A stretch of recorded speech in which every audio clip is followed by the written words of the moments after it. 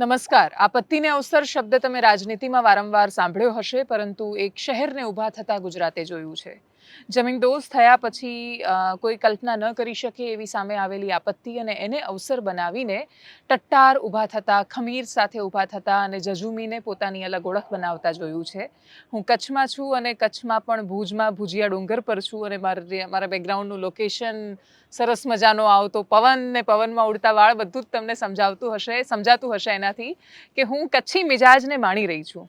કચ્છને સમજવું છે, કચ્છના વિકાસને સમજવો છે, કચ્છની સામે રહેલા પડકારોને પણ સમજવા છે, પ્રશ્નોને પણ સમજવા છે અને લોકસભા 2024નું કવરેજ કરવા માટે આવ્યા છીએ એટલે સ્વાભાવિક રીતે જ કચ્છ મોરબી લોકસભા ક્ષેત્રના સાંસદ વિનોદ ચાવડા આપણી સાથે છે. Thank you so much Vinodbhai four joining અસ. સ્વાગત છે દેવાંશીબેન આપનું પણ કચ્છની થેન્ક યુ. અંદર. તમારું કચ્છ બહુ જ સુંદર છે, એમાંય ભુજ અને એમાંય ભુજિયો ડુંગર સ્મૃતિવન અદ્ભુત છે. સૌથી પહેલા તો તમારું સ્વાગત છે કચ્છની અંદર, અને એમાં પણ જે ભુજની શાન છે, અમારી કચ્છની શાન ભુજિયો, અને જ્યાં ખૂબ જ અદ્ભુત જ્યાં સ્મૃતિવનનું નિર્માણ થયું છે. આપ પધાર્યા છો, આપનું સ્વાગત છે. Thank you. અને આ જ્યારે બનવાની શરૂઆત થઈ હશે ત્યારે તમે એવું કલ્પના કરી હતી તમે એવી કે આ આટલું સરસ બનીને તૈયાર થવાનું છે? મેં નહીં, પણ કોઈએ કલ્પના નહીં કરી. જે પ્રકારે ભુજિયો અમે જોયો છે કે એક પ્રકારે અહીંયા વેરાન ભુજિયો હતો, પણ અર્થવેક પછી જે પ્રકારે ભુજનું ડેવલપમેન્ટ થયું, ભુજનો વિકાસ થયો, કચ્છનો વિકાસ થયો, આનો શ્રેય હું દેશના યશસ્વી વડાપ્રધાન શ્રી નરેન્દ્ર મોદી સાહેબને આપીશ. કારણ કે એમની જે દ્રષ્ટિ છે હંમેશા એ લાંબુ વિચારતા હોય છે, અને આ ભુજની અંદર આ પ્રકારનું પર્યટક સ્થળ બને બેન, અને એની અંદર પણ એનો સમન્વય કેવો છે કે જે ધરતીકંપ વખતે ઘણા બધા પરિવારો એના સ્વજનો ખોયા, હજારોની સંખ્યામાં ખોયા, એમની સ્મૃતિમાં આ સ્મૃતિવન બન્યું છે. આપ જોયું હશે કે જ્યારે આપ ઉપર આવતા હશો ત્યારે અનેક જગ્યાએ ચેક ડેમો બનાવેલા છે. પાણી સ્ટોરેજ થાય એની સાથે ત્યાં જેટલા પણ આપણા સ્વજનો ગયા છે એમની નામની ત્યાં નેમપ્લેટ લગાવવામાં આવી છે.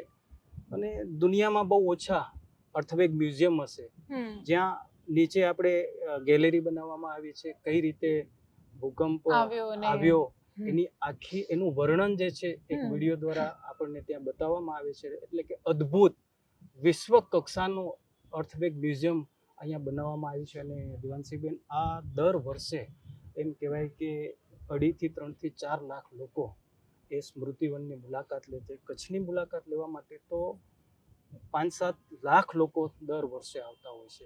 પણ અમને કચ્છને જે છે કે ટુરિઝમની એક નવી ભેટ મળી છે. હું હૃદયથી કચ્છની જનતા વતી નરેન્દ્ર મોદી સાહેબનો જેટલો પણ ધન્યવાદ કરું એટલો ઓછો પડે અમારા માટે. 2001માં તમે શું કરતા હતા? બેન, અદ્ભુત અમારા માટે એક દુઃખદ ક્ષણ હતી. હું ત્યારે મારી કોલેજ ચાલુ હતી. હું કોલેજના આર લાલન કોલેજની હોસ્ટેલમાં હતો, અને બરોબર મને યાદ છે કે જ્યારે અમે બહાર જવા માટે તૈયાર થતા હતા અને બરાબર ધરતી ધ્રુજી, અને જે પ્રકારે થોડી વાર તો ખબર નહીં પડી, પણ ધીરે ધીરે જ્યારે 1-2 સેકન્ડ, 30 સેકન્ડ, 1 મિનિટ, 2 મિનિટ પછી જ્યારે અહેસાસ થયો અને જ્યારે દોડીને એકદમ ગ્રાઉન્ડની બહાર જ્યારે આવ્યો, ત્યારે મેં મારી નજરો સામે અમારી જે કોલેજની જે બિલ્ડિંગ હતી એને આખી મેં ધ્વસ્ત થતા મેં જોઈ છે. અને જે પ્રકારે આખા ભુજની અંદર અને કચ્છની અંદર એ જ દ્રશ્યો હતા, પણ ભુજની અંદર જે ચીચિયારો અને ચારે બાજુથી જે હાહાકાર, લોકોની ચીસો. અમારી લાલન કોલેજની બાજુમાં બોયઝ હોસ્ટેલ છે જે લેવા પટેલ સમાજની, જેની અંદર કદાચ હજારોની સંખ્યામાં વિદ્યાર્થીઓ ત્યાં રહેતા હશે. ચારે દિશામાં એક એની કલ્પના કરીએ તો બી આપણને અત્યારે જે છે એ દિવસો યાદ આવે તો ખૂબ રડાવી દે એ પ્રકારના દ્રશ્યો મેં મારી નજરે જોયા છે. અને ત્યારે ક્યારેય કલ્પના નહીં કરી હોય ને કે કચ્છ ફરી એકવાર આવી રીતે રટ્ટાર થઈને ખમીર સાથે બેઠું થશે? લોકો ખૂબ ભાંગી ગયેલા, પણ કહેવત છે કે કચ્છનો માનવી છે ને એ દરિયા દિલી છે. અહીંયા દરિયો છે તો દરિયા જેવો દિલ છે લોકોનો. અહીંયા ડુંગર છે, પહાડો છે, ખડતલ માનવી છે, અને અહીંયા જેમ રેગિસ્તાન છે, હેતાળ માનવી છે, રેતાળનો હેતાળ માનવી છે. પણ એ ખમીરવંતી પ્રજાને હું એટલું કહીશ તમારા માધ્યમથી ચોક્કસ કે મુખ્યમંત્રી તરીકે આદરણીય શ્રી નરેન્દ્ર મોદી સાહેબ એમણે ગુજરાતની જવાબદારી સંભાળી અને મુખ્યમંત્રી નહોતા બન્યા એના પહેલા અર્થવેગ આવ્યો ધરતીકંપ ત્યારે કચ્છની મુલાકાતે હતા. એમને કચ્છને જોયેલું હતું. આમે પણ જ્યારે એમની પાસે પ્રચારકની જવાબદારી હતી ત્યારે પણ એ કચ્છની મુલાકાત લેતા, સરહદ ઉપર જતા, દોરડો, ધોળાવીરા આ બધું એમણે જાતે નિહાળેલું છે. પણ ધરતીકંપ આવ્યા પછી જ્યારે એ મુખ્યમંત્રી બન્યા અને પછી અમને જે છે કે એ આશા અમારી જાગી અને એમણે એવું કીધું કે મારે કચ્છને ગણતરીના મહિનાઓની અંદર, વર્ષો નહીં પણ મહિનાઓની અંદર મારે કચ્છને બેઠું કરવું છે, કચ્છનું પુનર્વસન કરવું છે.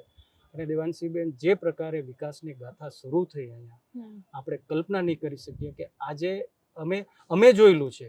કદાચ એ 25-30 વર્ષના યુવાનિયાએ ધરતીકંપ પહેલાનું કચ્છ એમણે નહીં જોયેલું હોય, પણ અમે બરોબર કોલેજમાં હતા એટલે અમે એ કચ્છ જોયેલું હશે. આજે જે કચ્છ જે છે એમને આજે ગૌરવ થાય કે કચ્છ આજે આપણા દેશ નહીં પણ દુનિયાનું એક તોરણ બન્યું છે દેવાંશીબેન. અને એનો શ્રેય મેં અનેક વખત કીધું છે અને હું તમારા માધ્યમથી પણ કહું છું કે માત્ર ને માત્ર એનો શ્રેય જતો હોય તો એ દેશના વડાપ્રધાન શ્રી નરેન્દ્ર મોદી સાહેબને જાય છે. હા, ડેફિનેટલી. કેમ કે તમે ધોરડોમાં જાઓ અને દુનિયાભરના પ્રવાસીઓને ત્યાં જુઓ તો તમને એવું જ થાય કે કોઈ કલ્પના કરી શકે કે આવા રણમાં આ રીતે આટલું બધું પ્રવાસન આવશે. એટલે જ્યાં કશું જ નથી ત્યાં પ્રવાસન છે. બિલકુલ. બાકી તો ઘણી બધી કુદરતી જ્યાં બહુ સૌંદર્ય આપ્યું હોય એવી જગ્યાઓ તો છે જ, પણ જ્યાં કશું જ નથી ત્યાં પ્રવાસન છે. તમે પહેલી વાર ક્યારે મળ્યા હતા પીએમને? સાહેબને મળવાનું આમ તો ગુજરાતની અંદર જ્યારે બેઠકો અમારે કોઈ પણ મીટિંગ થતી હોય, સીએમ હતા ત્યારે, હા, ગુજરાતના મુખ્યમંત્રી હતા ત્યારે મળવાનું થતું હોય, પણ વ્યક્તિગત હું એમને એ પ્રધાનમંત્રી બન્યા પછી દિલ્હી મધ્યે જાતે હું એમને મળેલો. અને તો તમે સાંસદ બન્યા પછી એમને મળ્યા વ્યક્તિગત? હું પહેલી વખત હું દિલ્હી મળેલો સાંસદ બન્યા પછી. ઓહો, અચ્છા. તો તમને પહેલી વાર ટિકિટ મળી હશે ત્યારે તો બધાને બહુ સરપ્રાઈઝ લાગી હશે. પણ લાંબો સમય બેન મેં એક કાર્યકર્તા તરીકે યુવા મોરચાની અંદર મેં કામ કર્યું હતું. મેં ખૂબ સંગઠનની અંદર મેં કામ કર્યું હતું અને જિલ્લા પંચાયતના સભ્ય અને ચેરમેન તરીકે પણ લાંબા સમય મેં કામગીરી કરી હતી. અને મને જ્યારે 2014માં પહેલી વખત જ્યારે મને ટિકિટ મળી ત્યારે હું જિલ્લા પંચાયતની અંદર સામાજિક ન્યાય સમિતિના ચેરમેન તરીકે પણ મારી જવાબદારી હતી મારી.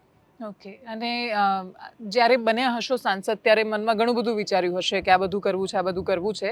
બન્યા પછી એક્ઝેક્ટલી ખબર પડી હશે કે એટલું ઇઝી નથી જેટલું આપણે વિચારતા હોઈએ છીએ. બિલકુલ બેન, કે એટલા માટે કે ઉંમરમાં બી નાનો, અનુભવ બી નાનો હતો મારો, છતાં બી જે પ્રકારે કચ્છ મોટું હતું, ભૌગોલિક ક્ષેત્રે ખાસું મોટું, આપણે ભારતમાં કહી શકાય મોટું છે. કચ્છની વિશેષતા છે. મેં કીધું રણ, ડુંગર અને દરિયો આ કચ્છની વિશેષતા છે. એટલે કચ્છને ઓળખવું અને જે ગતિએ વડાપ્રધાન શ્રી નરેન્દ્ર મોદી સાહેબ ત્યારે મુખ્યમંત્રી હતા અને એમણે કચ્છને જે પ્રકારે અહીંયા કચ્છનું ડેવલપમેન્ટ કર્યું એની હરોળમાં સાથે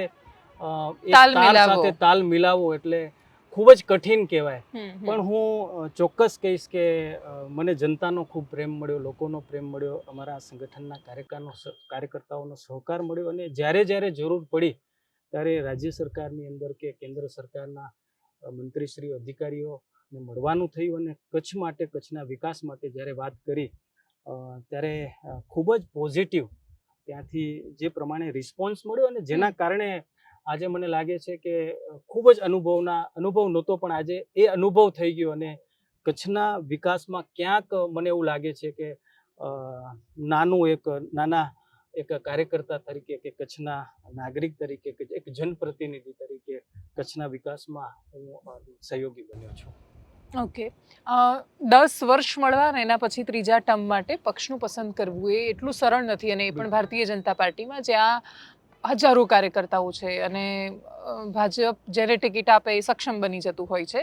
એ સમયમાં તમને જ્યારે ત્રીજી વાર માટે પસંદ કરવામાં આવ્યા તો તમારી પાસે શું પોતાની જનતાને આપવા માટે તમે એ હિસાબ આપશો કે નહીં, કોઈ જાજો ફરક નહીં પડે હાલના રાજકીય વાતાવરણમાં, પણ તમારી પાસે છે કશું કહેવા માટે કે વ્યક્તિગત રીતે મેં આ કર્યું?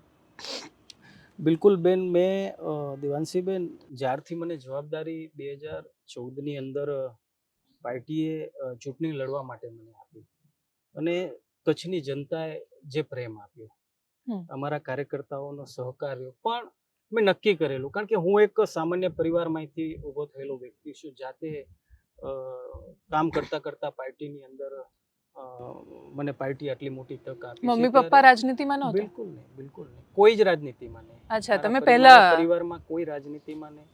માત્ર હું યુવા મોરચામાં જોડાણો અને મેં રાજકીય રીતે મારી યાત્રાને મેં આગળ વધારી. પણ મનની અંદર બેન જે પ્રકારે વડાપ્રધાન શ્રી મોદી સાહેબ જે રીતે કાર્ય કરી રહ્યા છે, એમના જીવનમાંથી પ્રેરણા લઈ કરી, અને જેમ મેં કીધું કે હું પણ એક સામાન્ય પરિવારમાંથી આવતો હતો, એટલે મેં અનેક દ્રશ્યો એવા જોયેલા છે, અને એ મનની અંદર ગાંઠ બાંધી લીધી હતી કે આપણે જમીન ઉપર રહીને કામ કરવાનું છે, બને એટલા લોકોને મળવાનું છે. અને મને જણાવતા આનંદ થાય કે ખૂબ મેં કસીને જમીન ઉપર રહીને કામ કર્યું. મેં ખૂબ પ્રવાસ કર્યો પેલા 5 વર્ષની અંદર. કચ્છની અંદર હું ખૂબ ફર્યો, ગામડાઓની અંદર નાના મોટા સમાજોના કાર્યક્રમમાં જવાનું, દર સોમવારે અનેક લોકોને મળવાનું, ઓફિસે બેસી કરીને તાત્કાલિક એમને દર સોમવારે મળવાનું, કોઈ એવું નહીં, દર સોમવારે મળી કરી એમના પ્રશ્નો સાંભળવાના. એમને નાના મોટા પ્રશ્નો હોય તો સરકારના પ્રશ્નો હોય તો ત્યાં રજૂઆત કરવાની, એમના વ્યક્તિગત પ્રશ્નની અંદર પણ સહભાગી થવાનું. અને સાથે સાથે મેં સોશિયલ એક્ટિવિટી મારી જાળવી રાખી, જેમ કે સાંસદ ક્રિકેટ સ્પર્ધા હોય, સાંસદ યોગ સ્પર્ધા હોય, પ્રધાનમંત્રી શ્રી નરેન્દ્ર મોદી સાહેબનો જન્મદિવસ હોય ત્યારે મોદી મેળાનું હું આયોજન કરું, જેના કારણે અનેક જે લાભાર્થીઓ છે એને લાભ મળી શકે. સમયાંતરે દિવ્યાંગો સાથેના પણ કાર્યક્રમો, જે કેન્દ્ર સરકારના જે સેમિનારો થતા હોય એ કરવા, અમારા જે હેન્ડીક્રાફ્ટ હેન્ડલૂમ છે એ ડિપાર્ટમેન્ટ સાથેના બેન કાર્યક્રમો કરવા. વચ્ચે હમણાં જ ખૂબ અદ્ભુત કાર્ય અમે ઉપાડ્યું કે જે કુપોષિત બાળક છે, ટીબીના જે દર્દીઓ છે, એમને કીટ આપવાનો વારંવાર કાર્યક્રમ કરો, એમને સહભાગી કઈ રીતે આપણે બની શકીએ એ કાર્યક્રમ કરો. કોઈ ના કોઈ રીતે જે છે કે પબ્લિક સાથે જોડાઈ રહેવું. છેલ્લા 3 વર્ષની અંદર અનેક આ પ્રકારના કાર્યક્રમો કર્યા. સાંસદ મેરેથોન દોડ કરી, સાંસદ એથ્લેટિક્સ કરી, સાંસદ લઘુ ભારત સાંસ્કૃતિક ઉત્સવ કર્યો. ગાંધીધામમાં એક લઘુ ભારત આપણને મળી શકે, ત્યાં બધા પ્રાંતના લોકો ત્યાં રહે છે, તો એને જોડી કરીને એક સાંસ્કૃતિક કાર્યક્રમ કર્યો. કચ્છના કલાકારોનું પહેલી વખત મેં કચ્છની અંદર એક સાથે 700 લોકોથી વધારે કલાકારોનું, અલગ અલગ કલાકારોનું સન્માન કર્યું. જેમને રાષ્ટ્રીય નેશનલ એવોર્ડ મળેલા હોય એમનું સન્માન કર્યું. એટલે લોકો સાથે આપણે જોડાયેલા રહ્યા. સામાજિક પ્રવૃત્તિઓની અંદર આ તો મેં જાતે પ્રધાનમંત્રી શ્રી મોદી સાહેબના જીવનમાંથી પ્રેરણા લઈ કરીને જ્યારે એમણે જનપ્રતિનિધિઓને કીધું કે આ પ્રકારના કાર્યક્રમો આપણે કરવા જોઈએ, તો એ પબ્લિક સાથે જોડાઈ કરીને આ પ્રકારના સતત જે કાર્યક્રમો કરતા રહ્યા છે. અને એટલે એ કનેક્ટિવિટી જળવાઈ રહી. પ્રજા સાથે તમે જોડાઈને રહ્યા, અને એ કામ કરવાનો અંદરથી આપણને ખૂબ એક આનંદની અનુભૂતિ મળતી હોય. કારણ કે તમે સાચી વાત કરી કે વ્યક્તિગત આપણે જ્યારે કામ કરતા હોય, સરકારના જે કામો છે, ડેવલપમેન્ટના કામો છે, એ આપણને કરવાના જ છે, અને એ સરકારની રૂએ કે તંત્રની રૂએ થતા હોય, પણ સમાજ સાથે એકદમ જોડાઈ કરીને જે કામો કરવા. અમારે અહીંયા સમૂહ લગ્નનું, ધાર્મિક કાર્યક્રમોનું ખૂબ મોટું મહત્વ છે, તો એની અંદર હાજરી આપવી તમારે. બહુ મોટા પ્રમાણમાં અમારે ક્રિકેટ ટુર્નામેન્ટોનું આયોજન થતું હતું, એની અંદર હાજરી આપવી. તો પ્રજા સાથે જે છે કે તમે જોડાઈને રહો એટલે પ્રજાનો પ્રેમ તમને મળતો હોય છે, અને કામની તમને જાતે આનંદ થતો હોય છે. વાત સાચી. અમે ઘણીવાર કટાક્ષમાં કહેતા હોઈએ છીએ કે રામના નામે પથ્થર તરે, પણ દરેક વખતે પથ્થર સાબિત થવું જરૂરી નથી હોતું. ઘસાવવું પડે. તમે જે સમાજમાંથી આવો છો એ સમુદાયની પણ વાત કરવી છે. કચ્છ રિઝર્વ બેઠક છે, અને એટલે મને એવું લાગે છે કે દલિતોના પ્રશ્નો વિશે વાત થવી જોઈએ. કચ્છમાં ઘણી બધી જમીન એવી હતી કે જે કોઈએ ને કોઈએ કાં તો પચાવી પડેલી હોય, વિવાદાસ્પદ હોય. એ જમીન બહારથી કોઈ નેતા આવીને ખાલી કરાવીને જાય તો કચ્છના સાંસદ પર પ્રશ્ન ન થાય? બિલકુલ બેન, જ્યારે આ પ્રકારની વ્યક્તિગત કે સામૂહિક ઘટનાઓ રજૂઆતના માધ્યમથી જ્યારે મારી પાસે આવતી હોય છે, ત્યારે ચોક્કસ એ દિશાની અંદર હું સમાધાન લાવવાના પ્રયત્નો કરતો હોઉં છું. પણ જ્યારે મારી પાસે બેન કોઈ વિષય આવતો ન હોય અથવા મારે ખ્યાલ ન હોય, તો ત્યાં હું કઈ રીતે એવું શું કામ થાય કે બીજા નેતાને રજૂઆત કરે કચ્છના લોકો, પણ તમને ના કરે? બિલકુલ બેન, રજૂઆત કરવાનો બધા સ્વતંત્ર છે, બધાને બધી જગ્યાએ અધિકાર છે. પણ જ્યારે વ્યક્તિગત કે સામૂહિક રીતે જ્યારે મારી પાસે રજૂઆત આવતી હોય છે બેન, ત્યારે હું કરતો હું છું, બાકી તો એમને સ્વતંત્ર બધાને અધિકાર છે ગમે હમ. ત્યાં રજૂઆત કરવાનો. તમને શું લાગે છે કે કચ્છમાં તમારા સમુદાયની સ્થિતિ કેવી છે સામાજિક દ્રષ્ટિએ અને આખા દેશની વાત કરીએ કેમ કે તમે દિલ્હી જાઓ છો સંસદમાં પણ જોતા હશો સમાજનો એક હિસ્સો ઉપરનો એવો છે કે જે આપણને અદ્ભુત પરિવર્તન દેખાય છે બહુ જ બધી રીતે આપણે ઘણા બધી સમસ્યાઓમાંથી બહાર આવતા હોય દેખાય છે અને બીજી બાજુ અમુક એવી નાની નાની સમસ્યાઓ સામે આવે કે જે તે માણસો માટે બહુ જ મોટી સમસ્યા એટલે ઉદાહરણ તરીકે ગાંધીનગરની તમે એક ઘટના જોઈ હશે કે એક વરરાજા જતા હતા અને ઘોડા પર બેઠા હતા એક માણસે આવ્યો લાફો મારીને ઉતારી દીધો આ પ્રકારની ઘટનાઓ તમે જ્યારે જુઓ ત્યારે શું લાગણી આવતી હોય છે બિલકુલ બેન, આ સાંપ્રત સમયમાં જ્યારે આ ઘટના ઘટતી હોય છે ત્યારે ખૂબ દુઃખ થતું હોય છે. અને દુઃખ એટલા હદે થતું હોય છે કે હજી આ સમયની અંદર કે આ પ્રકારની ઘટનાઓ બને છે ને આપણા સમાજમાં હજી પણ આ પ્રકારના લોકો છે. ત્યારે એક સમાજના દીકરા તરીકે અને એક વ્યક્તિગત નાગરિક તરીકે પણ ખૂબ દુઃખ થતું હોય છે. અને ત્યારે બેન જ્યારે પણ જરૂર પડતી હોય છે ત્યારે સ્વાભાવિક રજૂઆત પણ કરતા હોઈએ છીએ અને આવી ઘટનાઓ બનતી હોય છે ત્યારે ખૂબ જ દુઃખ થતું હોય છે. આનું સોલ્યુશન તમે શું વિચારી રહ્યા છો કેવી રીતે રોકાઈ શકે આ હું માનું છું કે સમાજે બધાએ સાથે મળી કરીને આનું સમાધાન લાવવું જોઈએ. આપણે હમણાં જોયું, હું વાત સાથે જોડું છું જરા, કે જ્યારે અયોધ્યાની અંદર રામ મંદિરનું નિર્માણ થયું ત્યારે મેં મારા જીવનમાં પહેલી વખત જોયું વંશીબેન, અદ્ભુત ગામડાઓની અંદર સમરસતાના કાર્યક્રમો થયા, એક સાથે શોભાયાત્રાઓ નીકળી, એક સાથે ભોજન થયા, એક સાથે મહાઆરતીનું આયોજન થયું.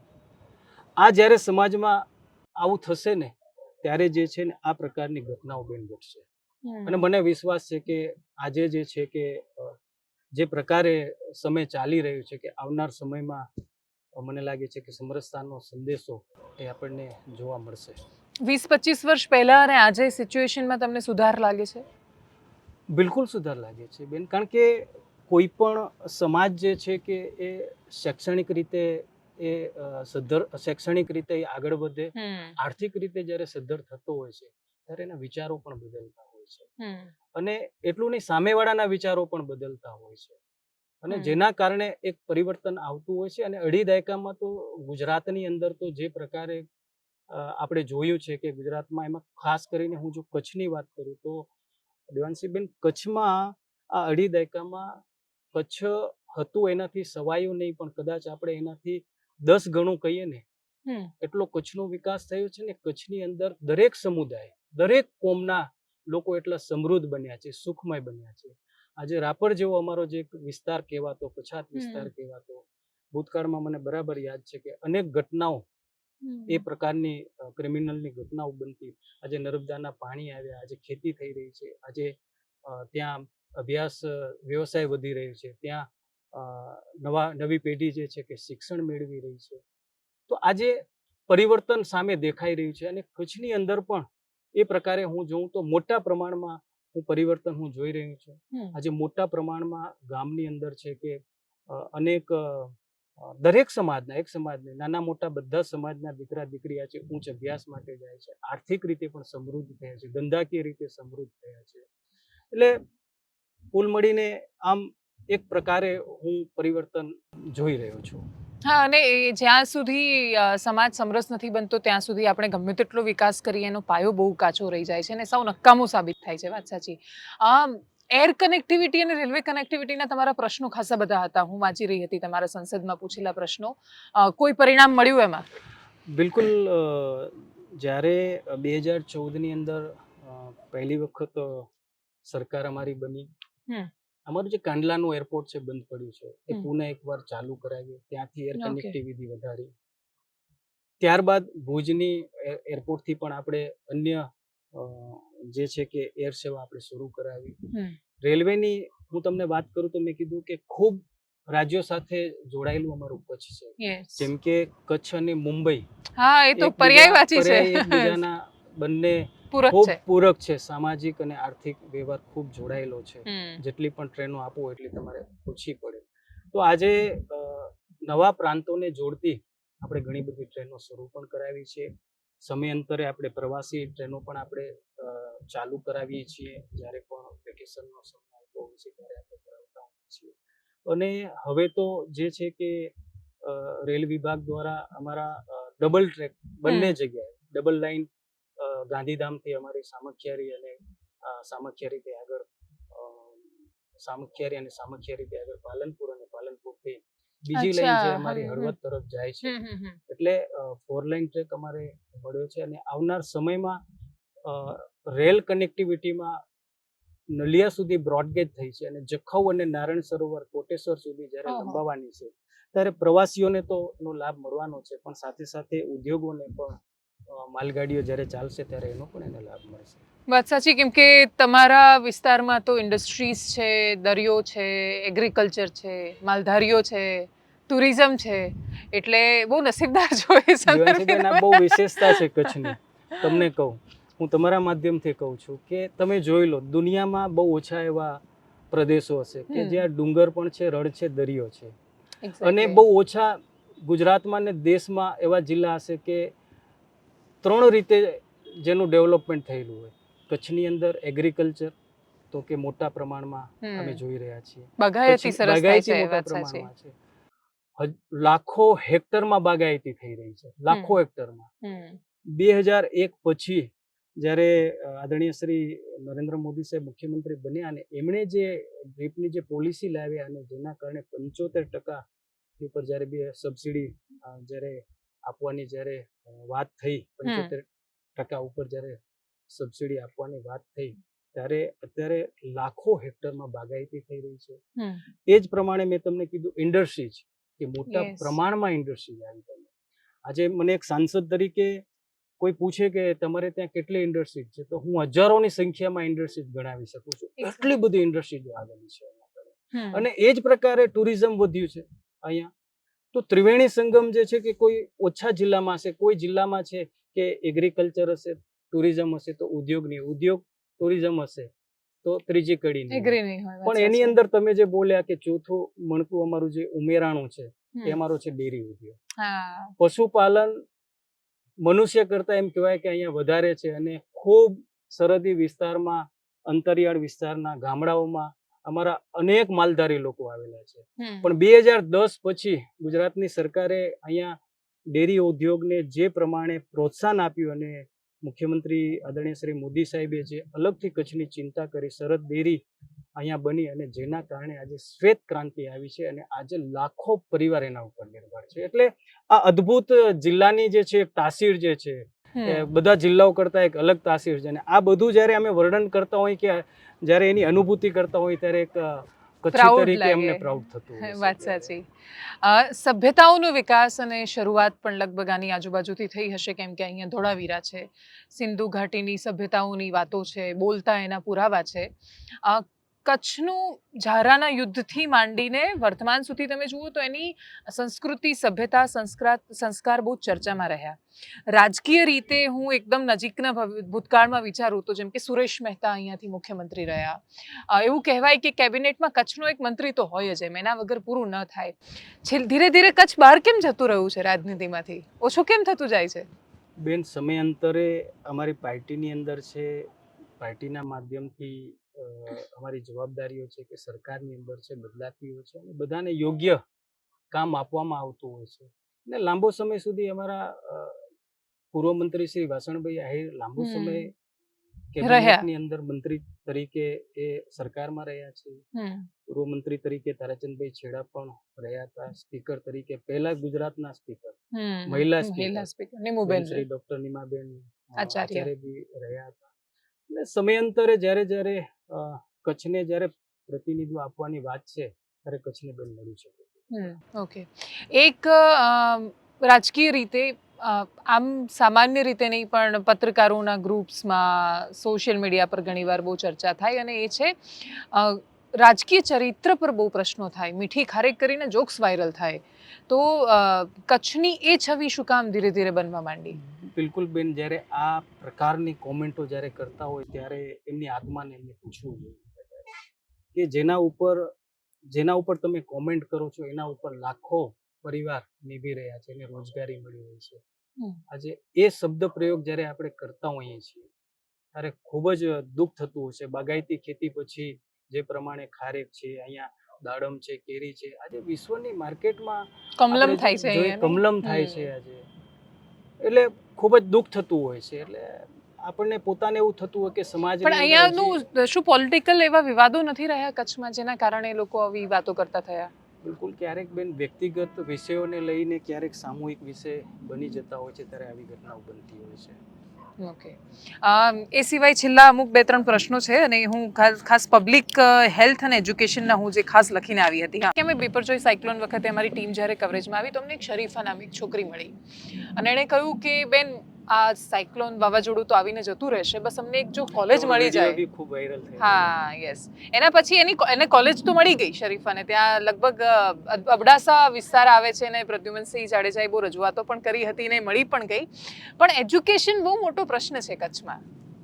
બેન એક સમય હતો કે મેં જ્યારે બીએ કર્યું, હમ. મેં જ્યારે બીએડ કર્યું ત્યારે અમારે તમારા કામની સાક્ષી જુઓ, વિમાન Yes, ગયું. yes, yes, yes, yes. હા, તમે બીએ કર્યું જી. ત્યારે. ગુજરાત યુનિવર્સિટીમાં કર્યું. ઓકે. પણ મેં કીધું ને કે 2001 પછી અને વિશેષ સમય જતા કચ્છને કચ્છ યુનિવર્સિટી મળી. હમ. પણ 2014 સુધી સેન્ટ્રલની ગવર્મેન્ટે એટલે કે કોંગ્રેસની સરકારે એની કોઈ જેમ કે ગુજરાતના કોઈ પણ પ્રશ્નો હોય, ગડુલી સાંતલપુર જે રોડની હા, હા, પર્યાવરણની હા. મંજૂરી હોય કે પછી જેસડાથી ચોબારીના એ પર્યાવરણની મંજૂરીનું હમ. કામ આગળ વધારવા માટે તો હમ. યુજીસીની માન્યતા બી હમ. નહોતી મળતી. મને ખબર છે કે અમારા વાઇસ ચાન્સલર જ્યારે દિલ્હી આવ્યા ત્યારે એમને લઈને હું જ્યારે મંત્રીશ્રીને મળ્યો અને ગણતરીના દિવસોની અંદર, મહિનાઓની અંદર એ માન્યતા મળી. આજે બેન કચ્છની અંદર જે છે કે નવા નવા અભ્યાસક્રમો શરૂ થયા છે. આજે અંતરિયાળ વિસ્તારની અંદર કોલેજો શરૂ થઈ છે. આજે તમે કીધું એ જ રીતે કે ત્યાં સેલ્ફ ફાઇનાન્સ તો ત્યાં હતી. કોલેજ તો અબડાસામાં હતી જ, પણ ગવર્મેન્ટની કોલેજ હતી. આજે ગવર્મેન્ટની કોલેજ ત્યાં મંજૂર થઈ. અને હું અભિનંદન આપું છું કે ત્યારે જે પ્રકારે એ સમય એ વિષય ચાલ્યો અને અમારા ધારાસભ્ય શ્રી પ્રદ્યુમનસિંહજી જાડેજા જેમણે એ વિષયને બરોબર હાથ ઉપર લીધો અને મેં બધાએ સાથે મળીને જ્યારે રજૂઆત કરી તો સફળતા મળી. આજે લખપતનો છેવાડાનો વિસ્તાર છે ત્યાં પણ કોલેજ મંજૂર કરવામાં આવી છે. આજે રાપર જેવા વિસ્તારની અંદર પણ કોલેજ કાર્યરત છે. ધીરે ધીરે જતા એજ્યુકેશનની બાબતમાં ખૂબ મોટું પરિણામ, ભલે કદાચ કચ્છ આટલો ભૌગોલિક ક્ષેત્રે મોટો વિસ્તાર છે, મોડું મળ્યું હોય પણ એ મળવાનું શરૂ થયું છે. અને શૈક્ષણિક રીતે પણ આજે કચ્છ જે છે કે એક ધીરે ધીરે હબ બનવા જઈ રહી છે. અને આવનાર સમયમાં દેવાંશીબેન મારો જે વિચાર છે કે ખૂબ સારા અભ્યાસક્રમો અહીંયા લોન્ચ થાય, શરૂ અને થાય. કામને લગતા, બિલકુલ નોકરી કામને મળે એવા. લગતા, વાત બિલકુલ સાચી બિલકુલ. છે. સ્કિલ છે કે જેમ કે મરીન કોલેજ છે કે સ્કિલ માટેના છે, સ્પોર્ટ્સ માટેના છે કે આ પ્રકારના નવા નવા અભ્યાસક્રમો કચ્છને મળે, કચ્છના યુવાધનને મળે, એમને બહાર ન જવું પડે. ચોક્કસ આ 5 વર્ષના આવનાર સમયની અંદર એ પણ મારા પ્રયાસો રહેશે. ના, વાત સાચી છે, કેમ કે કરિયર ઓપોર્ચ્યુનિટીઝ બહુ જ બધી છે પણ એ પ્રકારનો અભ્યાસક્રમ ને નોકરી વચ્ચે કોઈ તાલમેલ નથી. એટલે છેલ્લો પ્રશ્ન હું બધા જ સાંસદને પૂછવાનો આગ્રહ રાખતી હોઉં છું અને મારો પ્રશ્ન એ છે કે આવનારી આપણી સમસ્યા અથવા આપણા દેશ અથવા દુનિયા માટેનો સૌથી મોટો પડકાર પ્રદૂષણ અને ટ્રાફિક જેવી સમસ્યાઓ છે, પબ્લિક કનેક્ટિવિટી છે. આ પ્રકારના વિષયો પર તમે આવનારા સમયમાં શું વિચારી રહ્યા છો? કેમ કે ભવિષ્યમાં તો કદાચ એ જ સૌથી મોટો પડકાર છે. ગ્લોબલ વોર્મિંગની સમસ્યા આખું દુનિયા એનો સામનો કરી રહી છે ને એક વિશ્વ નેતા તરીકે હંમેશા આપણા દેશના વડાપ્રધાન શ્રી નરેન્દ્ર મોદી સાહેબ દુનિયાને પણ આ બાબતની અંદર સંદેશો આપતા હોય છે. અને એ વાતનું ગૌરવ છે કે જેની શરૂઆત થઈ છે એ ઘટનાના સાક્ષી અમે બધા કચ્છીઓ બન્યા છીએ. એક્ઝેક્ટલી. કે કચ્છની અંદર ખાવડાની અંદર સૌથી મોટો ગ્રીન એનર્જી પાર્કનું જે નિર્માણ થઈ રહ્યું છે, ધીરે ધીરે આપણે બધા એ ઇલેક્ટ્રિક તરફ ધીરે ધીરે વળી જઈશું આપણે. તો આવનાર સમયમાં જેમ કે મારા કચ્છની અંદર તો ખૂબ સ્પેસ છે, ખૂબ જગ્યા છે, પણ જ્યાં જ્યાં આ સમસ્યાઓનો સામનો આવે છે એનું સમાધાન પણ નિશ્ચિત છે. અને વર્તમાન કેન્દ્રની સરકાર મોદી સાહેબના નેતૃત્વમાં એ દિશાની અંદર સૌથી વધારે મને લાગે છે કે વિચાર કરવાવાળી સરકાર છે. અને ચોક્કસ જો દેશવાસીઓનો સહકાર એક સાથે મળ્યો તો એ દિશાની અંદર પણ સફળતા મળશે. બેન સ્વચ્છતાની દેવાંશીબેન આપણે વાત કરીએ તો એક સમય હતો કે હમ. સ્વચ્છતાના આગ્રહી આપણે પોતે પણ નહોતા, આપણા ઘરમાં કે ઓફિસમાં આપણે પણ નહોતા કરતા. આપણે જ્યારે ટ્રાવેલિંગ કરતા હોઈએ તો એક ઝાટકે આપણે આમ કચરો કાચ ફેંકી દેતા, ખોલીને બહાર એમ બહાર ફેંકી દે. પણ આજે તમે ને મને, તમને ને મને એક ઝાટકે એવું કંઈક કરવું હશે તો 100 વિચાર આવશે કે કદાચ ના કોઈ નથી જોઈ કરતું, જાય. નાનું બાળક પણ રોકાય છે. એ નવી પેઢીમાં જે છે કે નવી પેઢીમાં, નવા બાળકોમાં એ એમના જીવનમાં એમ કહેવાય કે રોજિંદુ બની ગયું છે ને, જેના કારણે શું થયું છે કે એમના પરિવારના મોટા લોકોને પણ ટોકે છે. પણ હા આ જ્યારે પ્રધાનમંત્રી શ્રી મોદી સાહેબે એ લાલ કિલ્લા ઉપરથી 2014 પછી પહેલી વખત એમણે હમ. દેશવાસીઓને સંદેશો આપ્યો, તો એમાં જો આપણે પરિવર્તન લાવી શક્યા છીએ તો ચોક્કસ તમે જે પ્રશ્ન મને કર્યો એ દિશાની અંદર પણ આપણને દેશમાં સફળતા મળશે. Thank you so much Thank Vinodbhai, you, અમારી સાથે પ્રિયાંશીબેન. જોડાવા Thank બદલ. you, thank you so much.